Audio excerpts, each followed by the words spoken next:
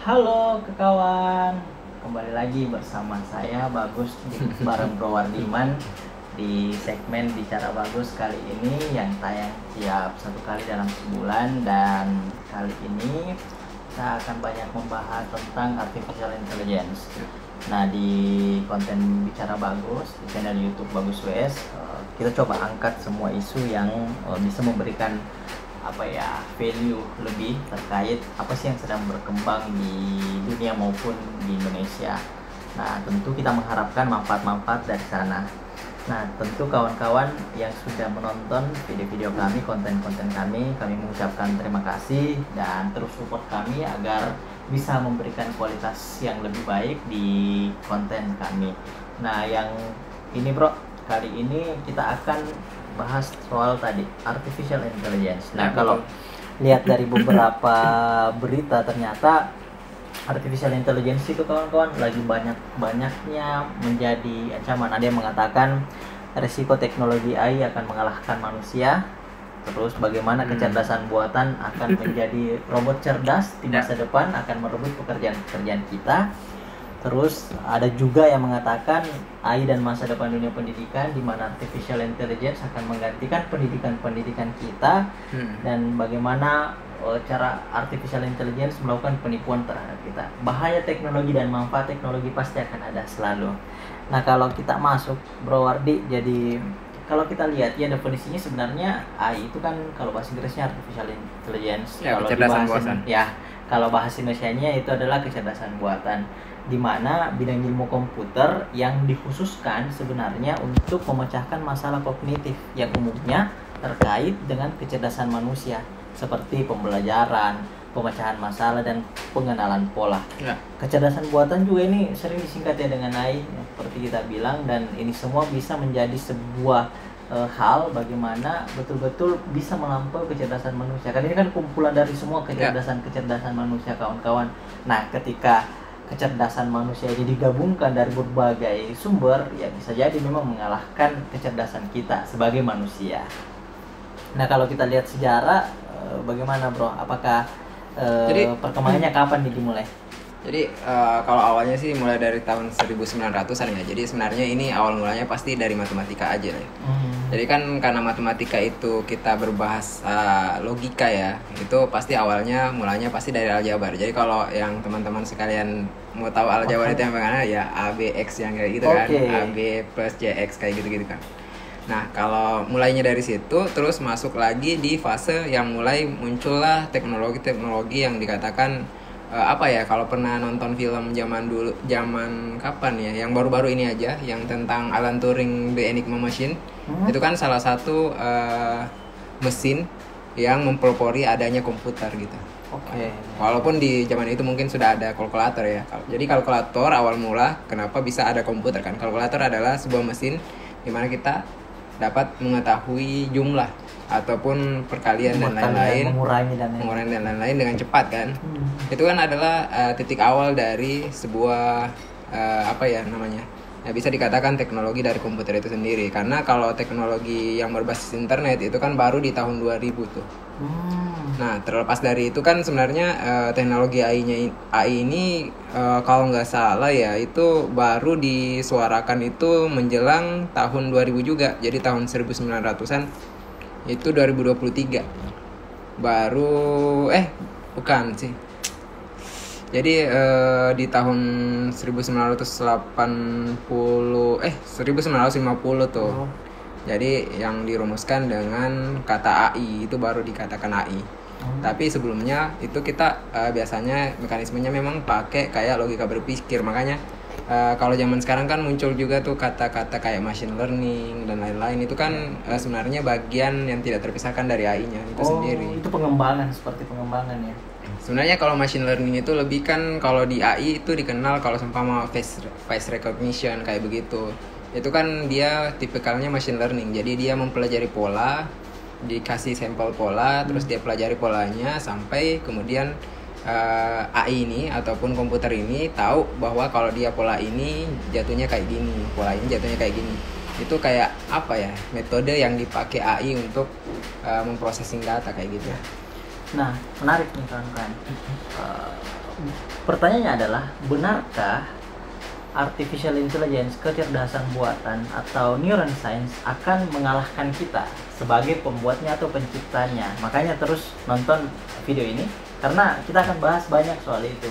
Kita akan melihat sisi humanismenya dan bagaimana sebenarnya teknologi AI ini berkembang. Tapi kalau melihat, bentar dulu ya, jadi kalau melihat perkembangan yang kayak gitu sih sebenarnya dari dulu sudah ada sih. Karena buktinya aja sejarah pas Grandmaster dikalahkan sama komputer kan itu sudah terjadi kan. Oke, ya. Jadi komputer mengalahkan Grandmaster pada waktu itu. Padahal seharusnya kan sampai tahun kapan itu Grandmaster tidak pernah dikalahkan sama komputer. Terus ada pada waktu itu, nggak tahu ya yang siapa pelopornya, IBM kalau nggak salah, itu yang membuat itu software sehingga membuat catur yang dilakukan sama komputer itu bisa mengalahkan Grandmaster. Itu kan dulu. Terus zaman sekarang kayak gimana ya? Jadi secara gamblang kan kita juga masih compete terkait dengan apakah kalkulator dengan kita kemampuan menghitungnya kita itu masih itu ya kan? Itu juga sama saja. Artinya bisa dikatakan ya manusia punya keterbatasan, sementara machine learning atau kecerdasan buatan ini bisa saja ya selama programnya masuk mereka bisa menjawab dengan cepat. Nah, di tahun 2023 ini, Bro, kalau kita lihat semakin cepat dengan kecanggihan artificial intelligence ini, jika sebelumnya kita bertemu dengan chatbot, sekarang ini kita lihat ada yang namanya ChatGPT. Maka bisa diambil kesimpulan jika perkembangan AI akan semakin mumpuni. Nah, IDC memprediksi pengeluaran untuk artificial intelligence akan mencapai bahkan 500 miliar dolar ini pada tahun ini. Lebih jauh lagi, pengeluaran atau spending ini masih didominasi oleh pengeluaran untuk software AI. 88%, Bro. Nah, karena memang kalau dilihat dari kondisinya kan sekarang software engineer yang paling dicari itu yang berkenaan dengan AI. Jadi kalau di strata, dulu kan di stratanya orang kayaknya memilih untuk di startup kan. Di startup gajinya tinggi-tinggi. Kalau sekarang di project yang menggunakan AI yang sangat tinggi terkait dengan baseline gajinya. Makanya kalau seumpama Anda bekerja di perusahaan yang kayak OpenAI, itu pasti gajinya agak tinggi. Lumayan tinggi. Ya, betul. Nah, kalau beberapa sih ada contoh aplikasi sih yang masuk dalam artificial intelligence ini. Kalau ada beberapa nih, generatif AI, terus avatar digital, hyper automation. Avatar digital ini pernah booming mungkin awal-awal tahun 2023 ini, kawan-kawan, orang tiba-tiba mulai memasukkan fotonya terus berubah wajahnya, dibuat oleh AI, dibuat oleh ChatGPT. Ini semua yang menjadi kekhawatiran sih sebenarnya. Ternyata bisa saja AI ini sudah mulai berpikir sendiri katanya. Ya. Karena kalau dilihat memang jadi sekarang saja pola suara kita saja sudah bisa walaupun mungkin sekarang masih bisa diketahuan ya, maksudnya dengan model suara kita, nada suaranya sudah pas, cuman mungkin agak stuttering sedikit, tapi mungkin kita masih bisa mengenali bahwa ini bukan saya yang bicara, tapi udah bisa sangat 80% sama lah ya. Apalagi kalau teknologi deepfake ya. Kalau sekarang kan yang sangat membahayakan ataupun mungkin kalau digunakan secara ke arah negatif agak kurang baik ya. Itu yang deepfake, yang video terus muka kita dimasukkan di situ kan. Jadi kayak bisa saja kita melakukan tindakan kriminal padahal bukan kita yang melakukan. Ya. Nah, kalau dipikir lagi, bro, saya kepikiran soal tindakan kriminal. Gimana dulu kan sering ada tuh yang nelfon ibu lagi di kantor polisi, chat nelfon kita. Gimana kalau dia bisa merubah suara kita, mengambil suara asli kita kan, terus dia rubah, pasti orangnya akan percaya nih, bro. Nah, hal-hal begini mungkin ya kalau di kota besar, mungkin di Jakarta belum terlalu ini, tapi anggaplah yang ditelepon kebetulan kan nggak mungkin juga kan kalau ibu nelpon langsung bilang passwordnya apa, kan nggak mungkin gitu juga kan. Nggak mungkin, cuman kan setidaknya dengan kecanggihan dan melihat film dokumenter itu yang spy itu ngeri itu kan ya. Teknologi memang akan memberikan dampak positif, betul. tapi ada juga negatifnya. Nah, itu yang membuat saya ini Nah kalau kita bahas lebih jauh lagi nih bro, saya coba bahas di tantangan dunia kerja dengan adanya teknologi AI. Ternyata 300 pekerjaan itu kan bisa membuat lebih mudah katanya. Betul. Dengan AI. Menurut laporan Bank Investasi Goldman Sachs, AI bisa menggantikan 1/4 pekerjaan di Amerika Serikat dan Eropa, tetapi bisa juga berarti menciptakan pekerjaan baru dengan ledakan produktivitas. Ya. Bener juga sih, kalau kita belajar sejarah tentang revolusi industri 4.0 itu kan ada pekerjaan yang hilang, ada yang muncul baru. Jadi kalau dilihat memang pekerjaan yang kemungkinan bakalan hilang itu pekerjaan yang mungkin bagi kita di tahun zaman sekarang itu dibilang text time ya, jadi administrasi. Oke. Karena administrasi kan ya mengerjakan hal yang sama berulang-ulang, formnya sudah fix, cuman sisa masukin data kayak gitu-gitu kan.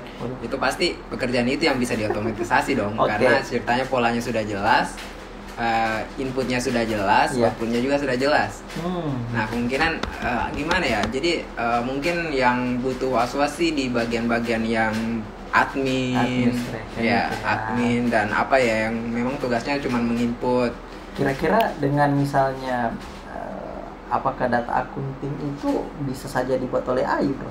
Bisa. Itu kan angka-angka yang bukan berpola juga sih, selama ada inputan ya akan masukkan ke laba rugi dan lain-lain gitu kan. Secara gamblang sih bisa, cuman kan ada tahapan yang mungkin kurang bisa dilakukan sama AI ya, karena ada tahapan memang yang kan kalau di sistem laba rugi ya saya nggak tahu ya, tapi kalau di sistem akunting itu kan ada dikatakan yang jelas tidak pernah itu dicapai katanya 0 ya. Tapi yang pernah dicapai itu apa ya maksudnya? Ada toleransi mungkin ya. Jadi pencatatan akunting itu pasti yang jelas apa ya bahasanya? Saya lupa bahasanya, yang jelas yang kalau kasarnya sih katanya layak lah. Yang jelas kalau sudah dikatakan layak, udah artinya udah oke tuh. Udah oke laporannya. Bukan ada 0, tapi makanya di situ pasti ada sistem apa ya kebijakan dan lain-lain hal ya, sehingga bisa dicapai. Kalau balik lagi nih bro, di Inggris ya prospek pekerjaan kan bahas AI juga yang katanya akan mendorong produktivitas seluruh di perekonomian, bahkan di semua lini perekonomian. Mereka juga telah mencoba meyakinkan publik tentang dampaknya. Bahkan banyak artikel-artikel yang direkomendasikan dan terus didiskusikan di sana. Ada sebuah apa ya penyampaian bahwa kami ingin memastikan bahwa AI melengkapi cara kami bekerja di Inggris, bukan mengganggunya. Membuat pekerjaan kami lebih baik, bukan menghilangkannya, kata Sekretaris Teknologi Michelle Donnellan kepada Sun gitu. Nah ini sih yang memperlihatkan bagaimana juga BBC News sebelumnya telah melaporkan kekhawatiran beberapa seniman bahwa generator gambar AI dapat membahayakan prospek pekerjaan mereka. Jadi seniman-seniman di sana mulai gusar bro, resah karena dengan AI mereka bisa jadi kehilangan kerjaan untuk melukis atau mempercantik ini dan lain-lain. Makanya seniman-seniman di sana mulai melaporkan hal ini, AI mengancam pekerjaan saya. Ya, tapi kalau kita lihat itu sih lebih ke arah yang digital artist ya. Karena beda lagi kalau dia yang manual yang kayak dia pakai paint kuas ya. Oke. Karena kan kalau pakai kuas kan yang dari zaman dulu hingga zaman sekarang kan tidak pernah value-nya nggak pernah jatuh ya. Padahal sekarang orang rata-rata sudah pakai digital. Padahal tapi lukisan Van Gogh, lukisan siapa itu kan masih harganya masih tetap mahal buat zaman sekarang. Perempuan yang Mona Lisa. Betul. Itu masih diperebutkan. Ya. Malah kalau saya sih mikirnya yang bakalan hilang dan lebih mudah itu kayak seumpama contoh kita bikin SIM mungkin nggak usah ini ya, nggak usah ke kantor polisi. Mungkin sudah lewat AI terus gimana, jadi kayak gitu-gitu ya. Atau kita bikin KTP kah atau gimana, kartu keluarga dan lain-lain yang sifatnya memang apa ya, kalau kita ke kantor itu pastinya antri lama, terus antri pun belum tentu dapat kalau seumpama antriannya panjang, apalagi yang dari daerah harus bikin KTP di kota itu ribet Pak. Ribet. Harusnya sih dengan adanya teknologi seperti ini pemerintah daerah atau bahkan orang yang mengurus administratif itu bisa lebih kinerja lebih produktif dan tidak bisa memangkas tadi waktu jarak. Kan di daerah-daerah kita mungkin di Indonesia ini masih banyak daerah yang tidak sampai ke sana jaringan atau apa dan lain-lain. Kan tahapan awalnya, step awalnya mungkin karena kita sudah mulai ke mobile ya, semua sudah mulai ke mobile. Mungkin ada beberapa kartu yang sudah hilang, kayak kartu BPJS kan sudah tidak di print kan. Ya, akta kelahiran juga udah nggak di print tuh bro. Kertas putih saja? Enggak juga bro, akta kelahiran sekarang langsung dikirim ke email. Aktanya ya kalau mau di print sendiri, tapi kalau dalam artian yang bentuk fisik udah nggak ada lagi. Nggak ada lagi bro. Nah kalau kita lihat ya bro, bahwa kembali tidak ada sih yang meyakini bahwa mengetahui berapa banyak pekerjaan yang akan digantikan oleh AI dari BBC News. Dan apa yang dilakukan misalnya ChatGPT itu misalnya memungkinkan lebih banyak orang dengan kemampuan menulis rata-rata, karena semenjak munculnya ChatGPT itu bro banyak orang memasukkan kata-kata, buatkan saya judul skripsi dan lain-lain. Nah ini juga yang menjadi sebuah khawatiran di dunia pendidikan misalnya. Oleh karena itu jurnalis akan menghadapi lebih banyak persaingan yang akan menurunkan upah. Nah di dunia jurnalis juga mulai terdapat kekhawatiran bagaimana misalnya dengan ChatGPT atau AI ini membuat berita yang dia posting sendiri, karena mereka sudah dapat dengan berbagai macam informasi yang mereka miliki. Tapi kalau dilihat dari sistem, saya pernah baca tuh yang masalah, kalau kita kan ini mungkin bahasnya masalah ChatGPT kan, kalau yang terkait dengan pembuatan artikel kan. Ya. Itu kalau nggak salah itu isi database dari ChatGPT itu sendiri itu sebenarnya tidak terkoneksi ke internet. Jadi dia cuman update sampai tahun berapa, udah itu aja yang menjadi baseline-nya. Jadi kalau seumpama seputaran itu pasti dia tahu, tapi kalau seputaran di luar itu kemungkinan besar enggak. Jadi kalau seumpama ada yang booming per hari ini, kemungkinan besar enggak belum tahu. Belum tentu ya. Betul. Masuk. Nah, kekhawatiran juga datang dari kayak driver ojek online, ya, di mana ada juga yang menemukan kecerdasan buatan. Kalau sekarang sih udah ada sih kayak misalnya Tesla, mobilnya bro, mobilnya drive sendiri, di mana bisa mengantarkan kita bisa tidur di mobil, jalan sendiri dan lain-lain. Itu juga menjadi sebuah kekhawatiran di dunia saat ini. Tetapi sebenarnya kita tidak boleh juga percaya sepenuhnya, karena dari beberapa penelitian, laporan tersebut 60% pekerja melakukan pekerjaan yang tidak ada pada 1940. Berarti ada pekerjaan baru dong setelah 1940. Namun penelitian lain menunjukkan perubahan teknologi yang terjadi sejak 1980-an lebih cepat menggantikan para pekerja dibandingkan menciptakan lapangan kerja. Nah, dan jika AI generatif seperti kemajuan teknologi informasi sebelumnya, menurut simpulan dari beberapa laporan nih bro, ya memang akan mengurangi lapangan pekerjaan dalam waktu dekat. Entah itu di sisi-sisi yang tadi administratif atau apa, itu nanti kita akan melihatnya sendiri. Karena kalau kita ada di fase yang monoton ya, pasti kita kepikirannya pasti kita akan tergerus aman sih. Betul. Pada akhirnya, karena pada akhirnya apa ya, seumpama kita ada di fase 80-an terus kita bertahan dengan konsep yang sama, pasti kita akan tergerus di fase yang sekarang mungkin 2020, sudah 2020-an. 2023. Itu udah pasti sih. Udah pasti. Perubahan itu sangat cepat. Kalau balik lagi nih bro, di revolusi industri 1.0 kan pada saat ditemukannya mesin uap pertama kali, ya dari beberapa tempat kan makin produktif pabriknya mereka. Terus kedua ditemukannya mesin uap, mobil pertama itu kan kalau nggak salah, atau mesin uap itu mobil pertama, di mana pekerja misalnya pengganti kereta kuda itu hilang karena berganti jadi mobil. Terus di revolusi industri 2.0 itu di mana listrik ditemukan, ya banyak lagi pekerjaan yang hilang. Misalnya orang yang dulunya menyediakan untuk bahan bakar untuk lampu di rumah itu berganti karena lampunya sudah menjadi listrik. Tapi ada lagi kan pekerjaan baru yang mengurusi listrik. Kalau 3.0 di mana internet pertama kali ditemukan, ya saat ini orang bisa kerja dari mana saja dan lain-lain. Tapi kan kalau lebih besar lagi dampaknya itu revolusi industri 4.0, dan dari internet ditemukan sampai 4.0 itu hanya waktu 30 tahun. Nah, apa yang kita lihat ya, Internet of Things, Artificial Intelligence, neuron science dan banyak lagi. Nah itu apakah menjadi ancaman atau peluang, ya masing-masing punya dampaknya positif dan negatif. Dan itu bisa kita lihat bagaimana sekarang. Kalau lihat kemarin saya lihat TV One atau apa begitu, pembaca beritanya sudah AI bro, jadi avatar. Ya, betul, Dia bacakan berita, ada. Makanya dia bilang TV One memang beda karena Betul. AI artificial intelligence pertama yang membacakan berita atau avatar lah mungkin. Betul, avatar adalah si di TV One itu. Makanya apakah terancam juga pekerjaannya para presenter itu, kita belum tahu. Sebenarnya pada akhirnya gimana ya? Kan pada akhirnya kalau zaman sekarang kan orang terlepas dari seumpama teknologi yang semakin berkembang ya, seumpama baju sudah mudah dibuat, contoh aja, baju sudah mudah dibuat, mungkin dalam satu hari kita bisa memproduksi ribuan baju. Tapi orang ada juga tuh yang seleranya lebih ke arah yang custom.